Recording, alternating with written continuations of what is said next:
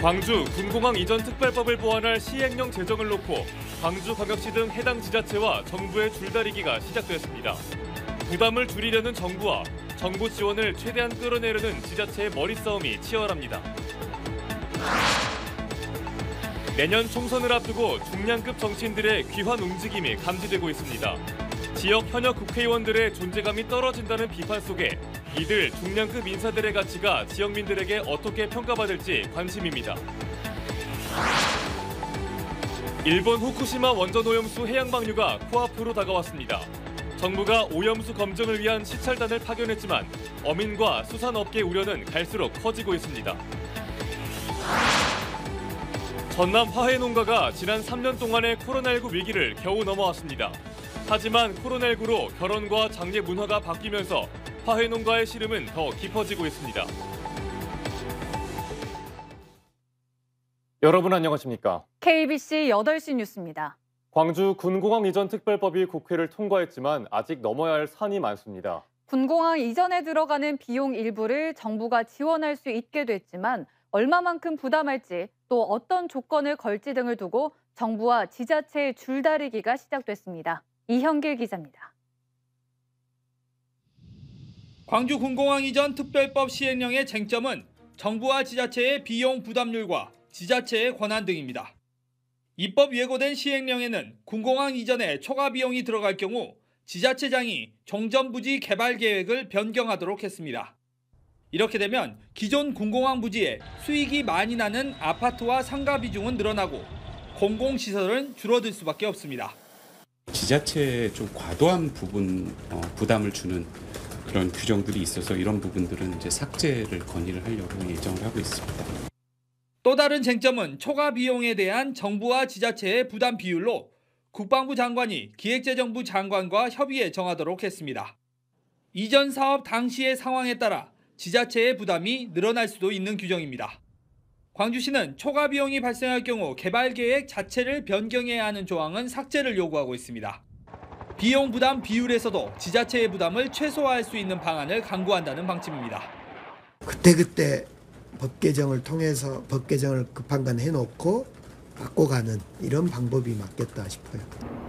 국방부가 광주 군공항 이전 특별법 시행령을 입법 예고하고 다음 달 27일까지 의견 접수에 나선 가운데 광주시의 요구가 얼마나 반영될 수 있을지 관심입니다. KBC 이영길입니다.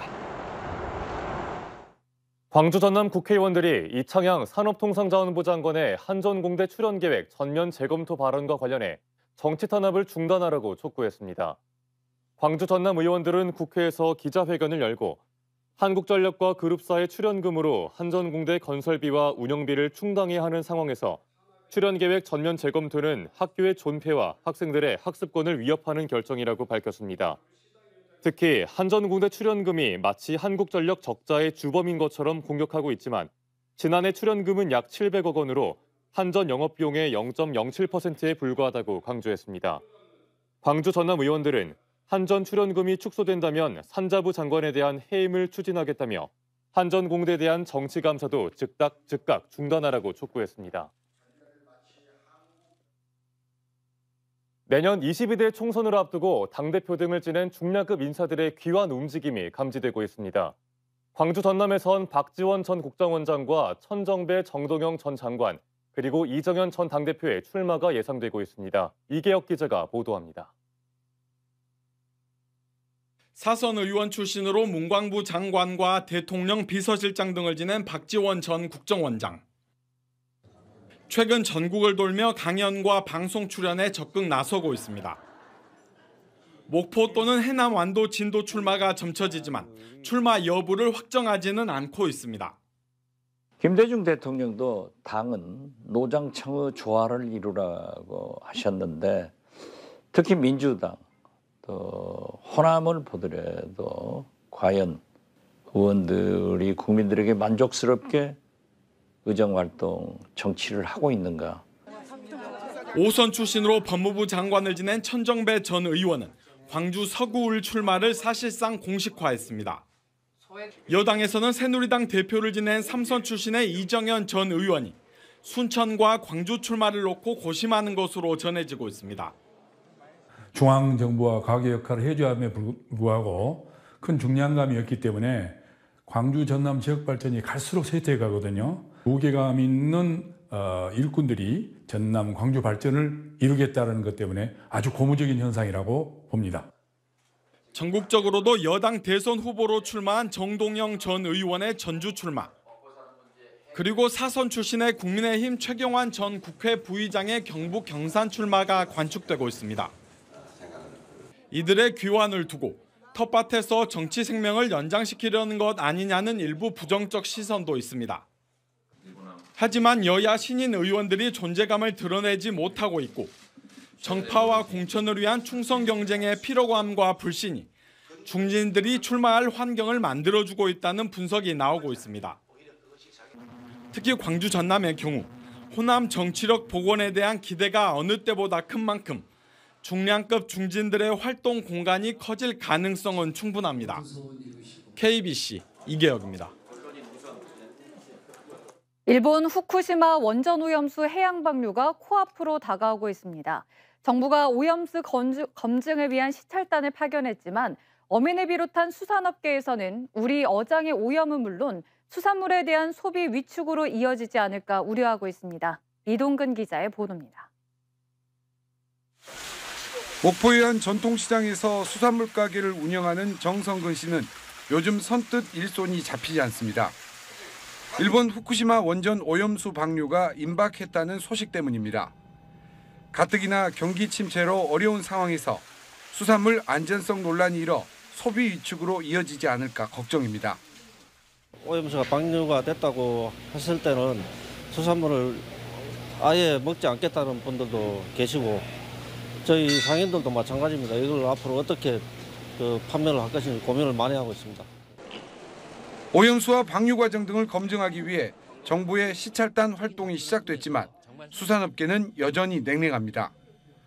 오염수 방류로 우리 어장이 오염될 것이 뻔하고 수산물에 대한 국민들의 불신으로 이어질 수 있기 때문입니다. 수산업계는 안전성에 대한 검증 여부를 떠나 오염수 방류 자체를 받아들일 수 없다는 입장입니다. 더욱이 정부의 마땅한 대책도 없는 데다 시찰단마저 민간을 배제한 채 정부기관과 산하 전문가만으로 구성돼 자칫 면죄부를 위한 방문이 될 수 있다며 반발하고 있습니다.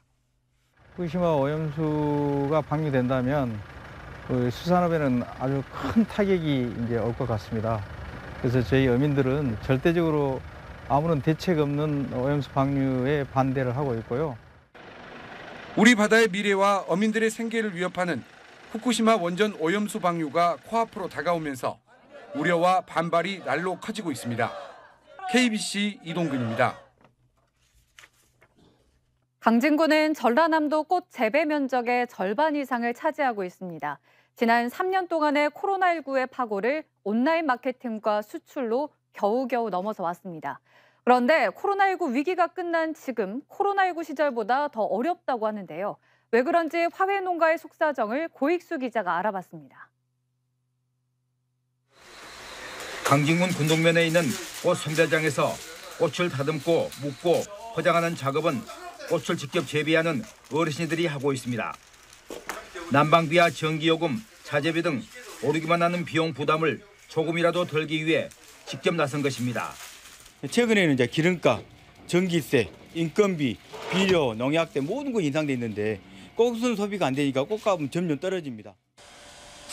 전라남도 꽃 재배 면적의 절반 이상을 차지하고 있는 강진군의 화훼 농가는 118농가.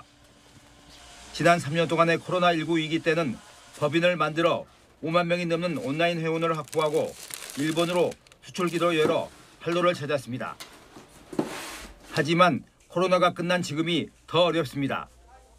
결혼 풍속이 스몰 웨딩으로 바뀌었고 장례식도 조화보다는 부의금으로 하는 문화로 변화해 꽃 수요가 크게 위축됐기 때문입니다. 코로나 이후에 지금 이제 스몰 웨딩, 결혼식장도 스몰로 갖고 이제 장례식장도 이렇게 이제 부의로 많이 하다 보니까 꽃 소비가 급격히 줄어듭니다. 이런 이중고를 겪는 화훼 농가를 돕기 위해 강진구는 택배비와 포장재, 그밖에 꽃 재배에 필요한 예산 지원에 나섰습니다. 택배비와 포장재 등 기타 꽃 재배에 필요한 예산 등을 지원해서 농가에 부담을 덜어주고 있습니다.